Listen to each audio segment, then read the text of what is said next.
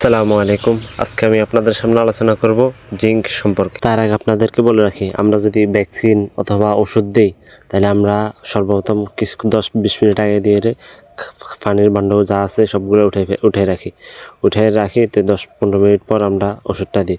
কারণ এই 10-15 মিনিট উঠে রাখার কারণে পিপাসা বেশি হয় এবং পানি দেওয়ার সাথে সাথে এসে তারা পানির কাছে এসে পানি খাওয়া শুরু করে। আর জিঙ্ক কেন খাওয়ায়, জিঙ্কের উপকারিতা কি, আর জিঙ্ক কখন দেওয়া যাবে না, দাম কেমন তা একটু আপনাদেরকে জানাই রাখি। জিঙ্কের উপকারিতা হলো এটা মাংস বৃদ্ধি করে এবং হাড়কে মজবুত করে। খাওয়ার মধ্যে যদি রুচি না থাকে তাহলে রুচি বৃদ্ধি করে। আর তার সেবনের প্রক্রিয়া হলো 1 লিটার পানির মধ্যে 2 মিলি 7-8 দিন খাওয়াতে হবে।